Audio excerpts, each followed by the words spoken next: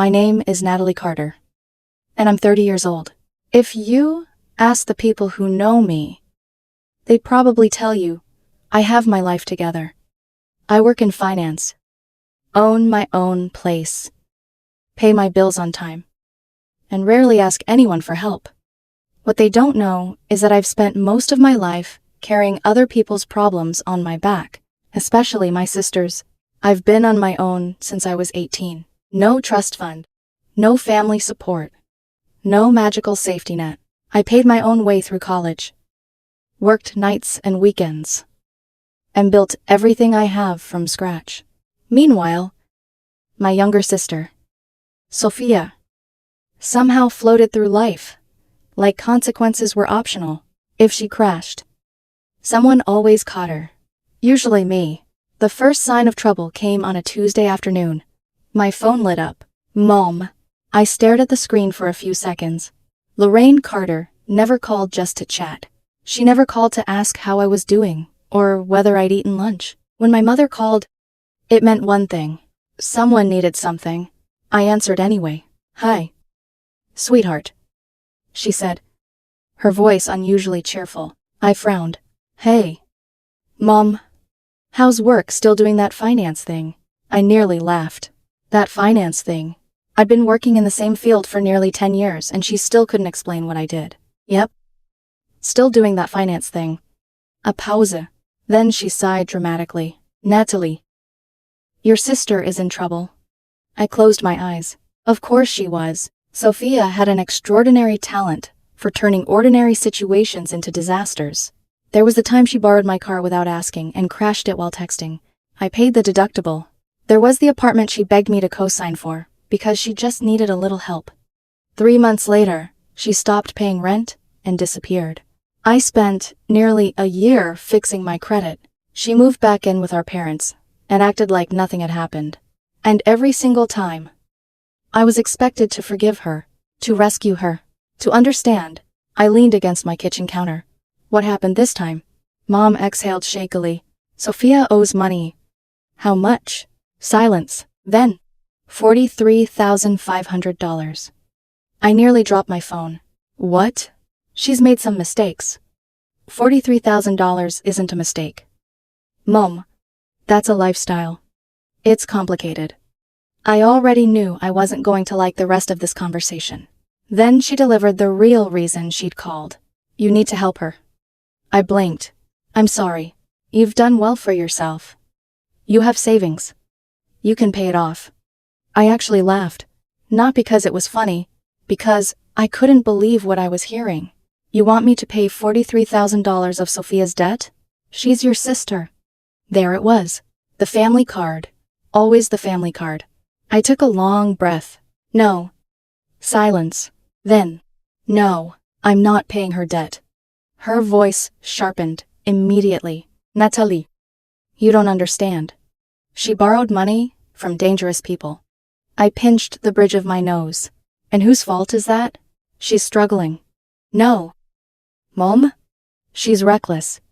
"How can you say that?" "Because it's true." My mother started talking faster. "What if something happens to her? What if she gets hurt? Could you live with yourself?" I looked out the kitchen window. I remembered being 22 and working 2 jobs while Sophia spent a month in Mexico with friends. I remembered paying my own tuition while she got a new car.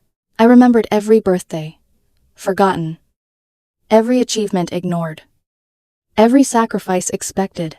And suddenly I felt tired, so incredibly tired. "I've helped her before," I said quietly. "Then help her again." "No." "Why are you being so selfish?" Selfish. That word hit me like a slap. I am not selfish. She's your sister. And I'm your daughter. The words came out before I could stop them.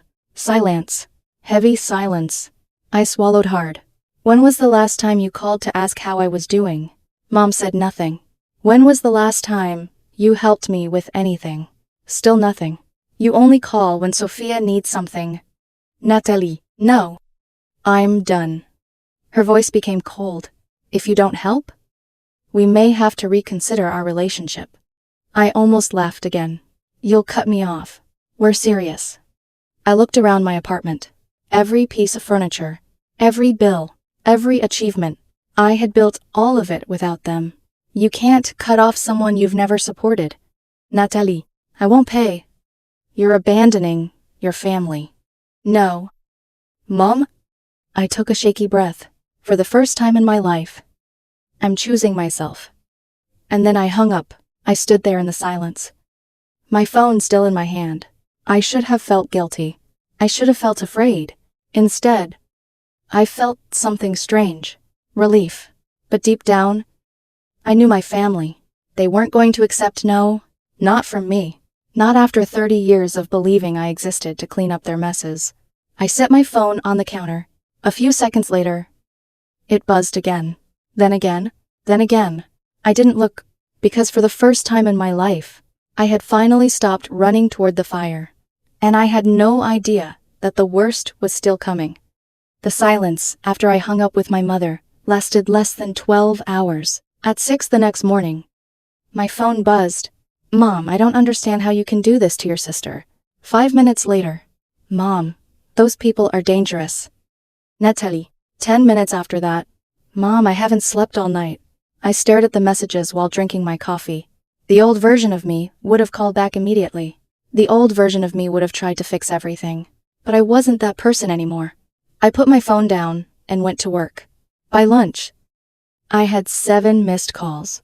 3 from Mom, 2 from Dad, 2 from Sophia. I ignored every one of them. Then the voice messages started. I made the mistake of listening to one, Natalie. My mother said, sounding as if she were crying. If something happens to your sister, I don't think I'll ever forgive myself. Or you. I closed the message. There it was again. The guilt, the responsibility, the idea that Sophia's entire life somehow rested on my shoulders. That evening, Dad called. I almost didn't answer. Almost. Natalie, he said softly. Hi. Dad. I know your mother can be emotional. I laughed bitterly. That's one way to put it.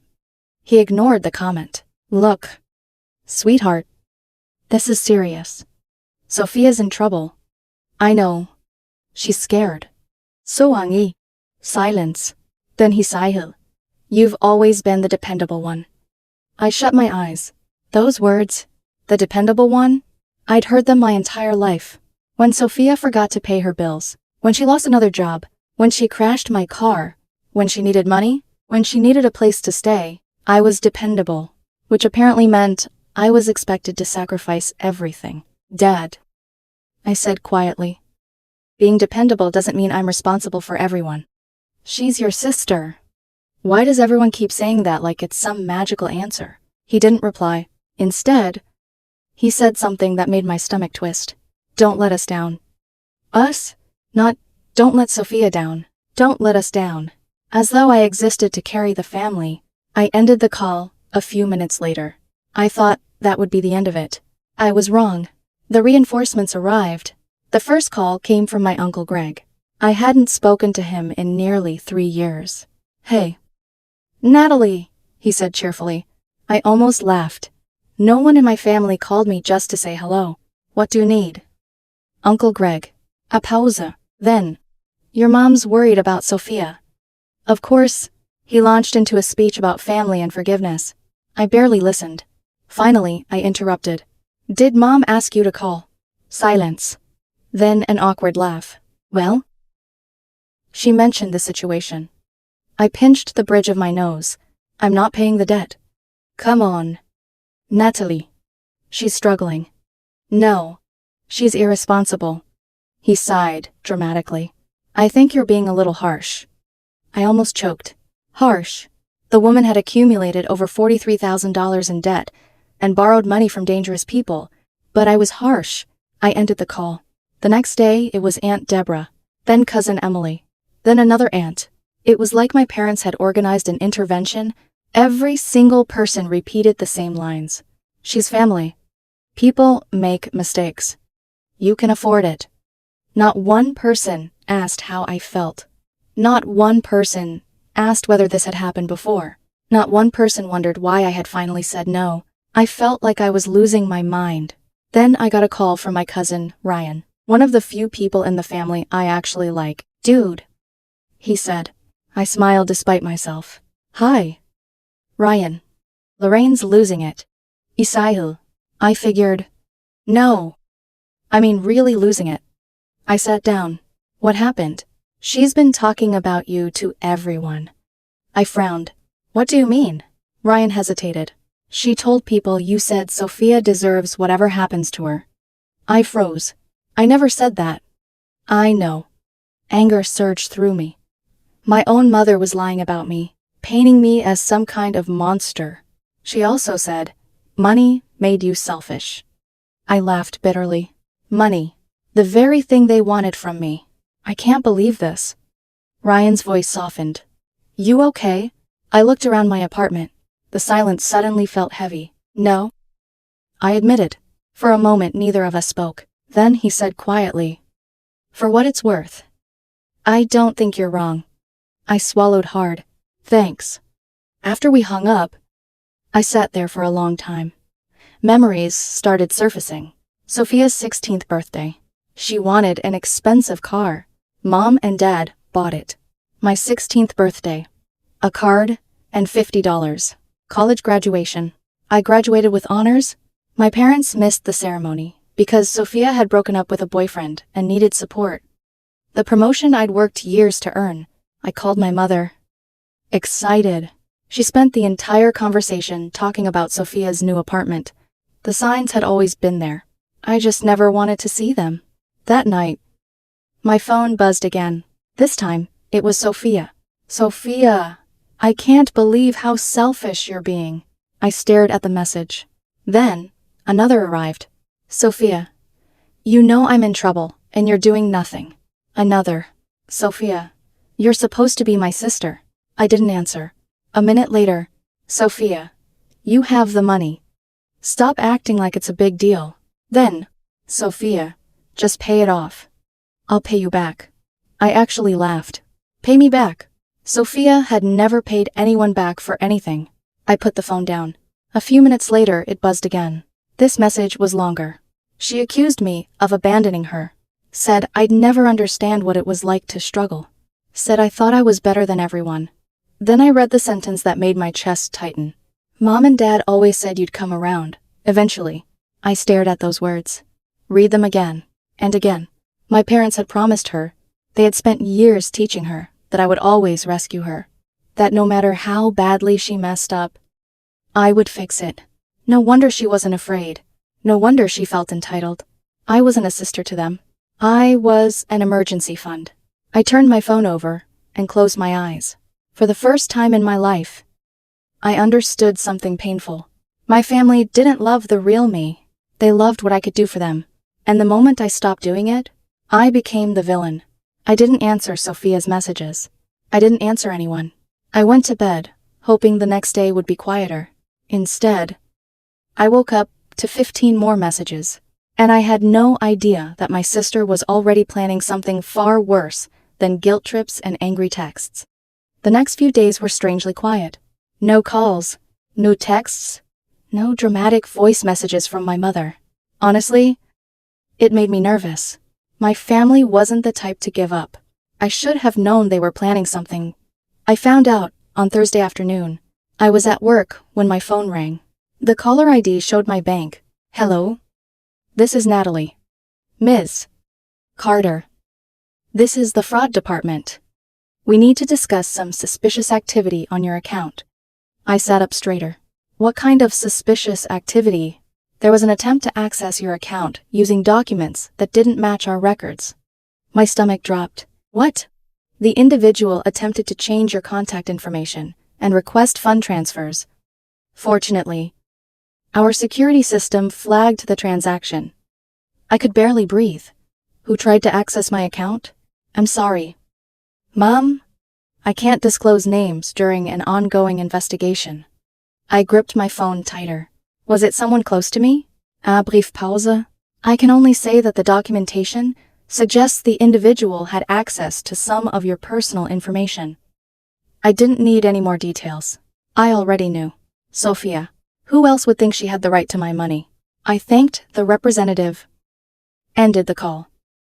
and sat there staring at my computer screen. I wasn't shocked. I was furious. Trying to guilt me into paying her debt was one thing. Trying to steal from me, that was something else entirely. I left work early. An hour later, I was standing outside Sophia's apartment. I knocked once. Then again, the door flew open. She looked irritated. "What are you doing here?" I didn't bother with small talk.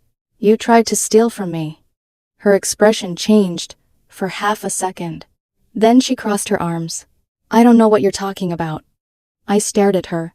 The audacity was unbelievable. "The bank called me." She looked away. "That was all the confirmation I needed. You forged documents to get into my account." She rolled her eyes. "Oh." "Relax." I blinked. "Relax. It's not like I actually got anything." For a moment, I genuinely couldn't speak. She had attempted fraud, and somehow thought I was overreacting. "Do you hear yourself?" She shrugged. "What else was I supposed to do?" I stared at her. "You had a choice." "No." I didn't. Her voice suddenly rose. "You left me no choice. Natalie, you refused to help me." I laughed. Actually laughed. It sounded cold, even to my own ears. "I left you no choice. You decided to commit a crime. Because you're being selfish." I looked at her. And for the first time, I truly didn't recognize my sister. She looked desperate. But she also looked entitled, like she genuinely believed I owed her. "Mom and Dad said you'd come around." She snapped. "They said you always do." There it was again. That same sentence. They had raised her to believe I existed to save her. "I can't believe this," I whispered. She folded her arms. "If you'd just paid the debt, none of this would have happened." I stared at her. Years of memories flooded my mind. The little girl who used to follow me around the house. The teenager who cried after her first heartbreak. The sister I had defended 100 times. Somewhere along the way, she had become a stranger. And maybe I'd helped create that version of her. Maybe every time I rescued her, I taught her that consequences didn't apply. I took a slow breath. "I'm done." She frowned. "What?" "I'm done fixing your life." "You don't mean that." "Oh." "I do." She laughed nervously. "You're just angry." I looked her straight in the eyes. "If you ever try something like this again, I will call the police." Her face went pale. "You wouldn't try me." For the first time, she looked afraid. Then the fear disappeared. "You've changed." I almost smiled. "No. I finally stopped letting people use me." I turned toward the door. "You can't just walk away," she yelled. I stopped. Without looking back, I said quietly, "Watch me." Then I left. I spent the entire drive home, shaking. Part anger, part sadness, part disbelief. I couldn't understand how things had gotten this bad. How had we reached a point where my own sister tried to steal from me? The answer came quickly. Years of excuses. Years of favoritism. Years of everyone treating her mistakes like someone else's responsibility. Mine. I barely slept that night. The next morning, my phone rang. "Mom." I ignored it. A minute later, a voicemail arrived. I listened to it. "Natalie, your sister told me everything. I can't believe you threatened her." I closed my eyes. Threatened her. She tried to steal from me. And somehow I was the bad guy. Again, I don't know who you've become. Mom continued. "But you should be ashamed of yourself." I deleted the message. Then I called my bank. I changed passwords. Added two-factor authentication. Updated every security setting they offered. I wasn't taking any chances.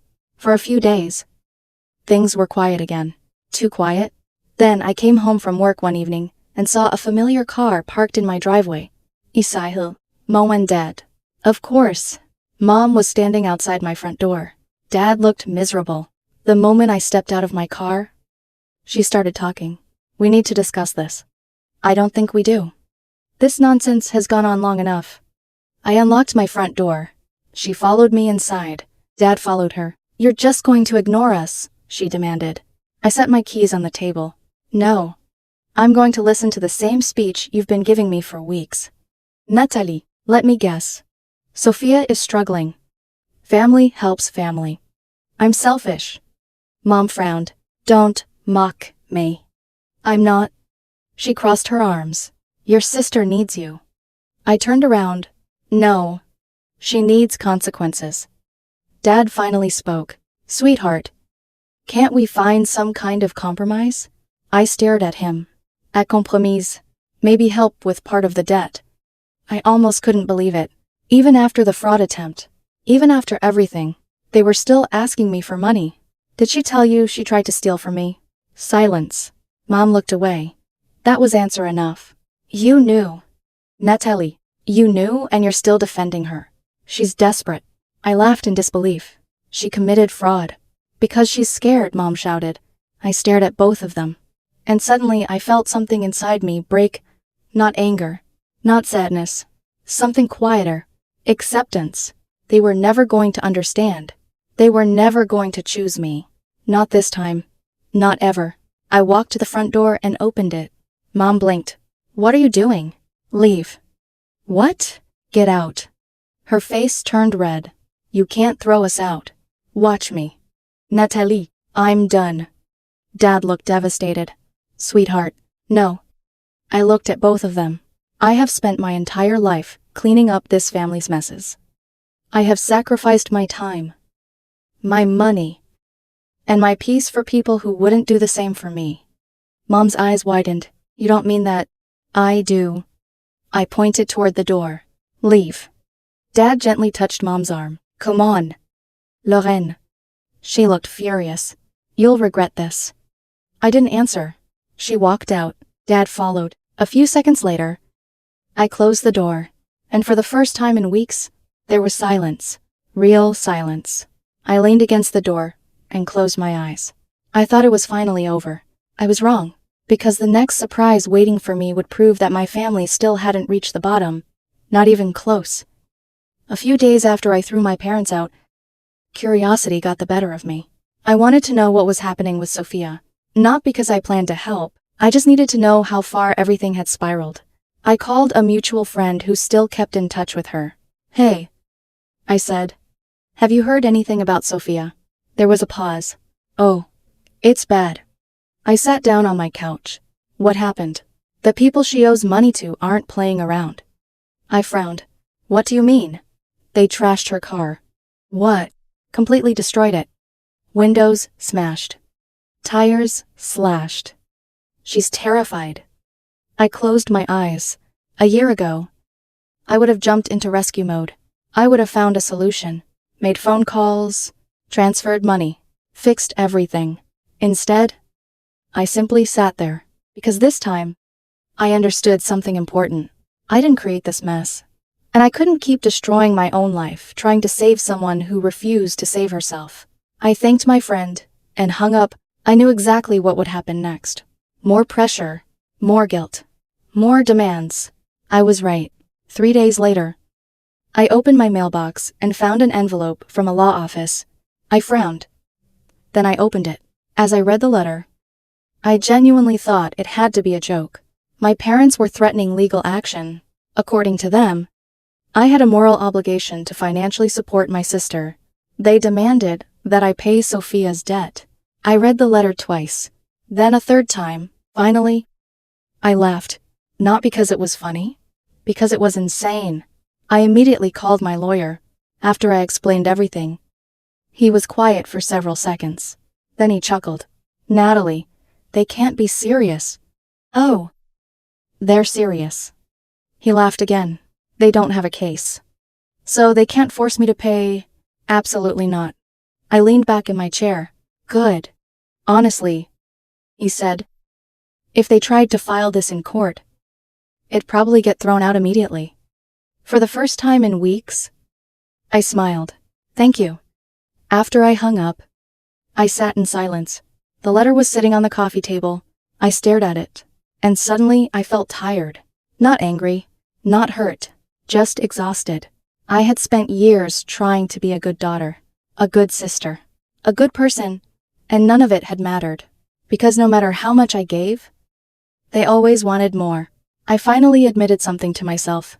There was nothing left to save. I picked up my phone, blocked mom, blocked dad, blocked Sophia. Then I blocked them on social media. I sat there for a long time afterward. I expected to cry. I expected to feel guilty. Instead, I felt lighter, as if someone had removed a weight I'd been carrying for years. A few hours later, I called Ryan. They threatened to sue me. I said. There was silence. Then, they did what? I laughed. Exactly. He let out a long whistle. Your family is completely unhinged. Tell me something I don't know. Then his voice softened. You okay? I looked around my quiet apartment. For once, there was no anxiety. No fear that my phone would ring. No pressure to fix someone else's problems. Actually, I said slowly, I think I am. I'm proud of you. Those words almost made me cry, because I couldn't remember the last time someone had said they were proud of me. Over the next few days, I reached out to a few relatives. Some understood, others didn't. Aunt Deborah certainly didn't. You can't cut off your parents, she said. Actually, I can. They're still family. I smiled sadly. Family shouldn't treat people this way. She sighed. You'll regret this one day. Maybe, but I already knew something worse than regret. I knew what it felt like to spend years being used. And I wasn't going back. About a week later, an unknown number called. Against my better judgment, I answered. Natalie. Mom. Isaiah. You blocked me. Yes. Why would you do that? I almost laughed. Seriously. You can't just erase us from your life. I closed my eyes. I can. Her voice turned cold. You're selfish. I said nothing. You're heartless. Still nothing. After everything we've done for you. I interrupted her. What exactly did you do for me? Silence. You taught me to survive on my own. Congratulations. I learned. Natalie. No.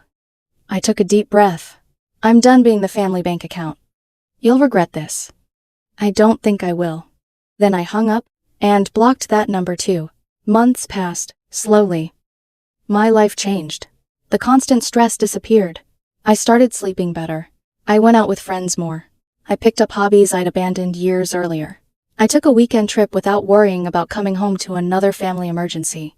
For the first time in a long time, I felt free. Of course. Every now and then, doubt crept in. Was I selfish? Had I gone too far? Then I remembered the forged documents, the lies, the threats, the lawsuit, and the doubt disappeared. One evening Ryan called. You want an update? Isaiah. I guess. Sophia filed for bankruptcy. I was quiet for a moment. Finally, I said, maybe she'll learn something. Ryan laughed softly. Let's not get too optimistic. I smiled. What about mom and dad? Their smear campaign kind of died. Really? Turns out, people get tired of hearing the same story. I leaned back on my couch. For some reason, that made me sad. Not because I missed them, but because I finally accepted that my family had destroyed itself. And none of it had been my fault. The holidays arrived, for the first time in years. I didn't spend Christmas walking on eggshells. I spent it with friends. People who respected me. People who never demanded anything from me. My chosen family. That night, sitting in a warm living room, filled with laughter, I realized something. Peace feels strange when you've spent your entire life surrounded by chaos, but eventually, you get used to it. I still hear occasional updates from Ryan. Sophia is struggling. My parents are trying to repair their relationships with relatives. Apparently, they still think I overreacted. Maybe they always will. I don't hate them. I don't wish them harm. But I no longer feel responsible for saving them. They made their choices. I made mine. And for the first time in my life, my choice was me. I'm focusing on my career, my happiness, my future, because I finally understand something I wish I'd learned years ago. Sometimes the people who share your blood aren't your family, and sometimes the bravest thing you can do is walk away.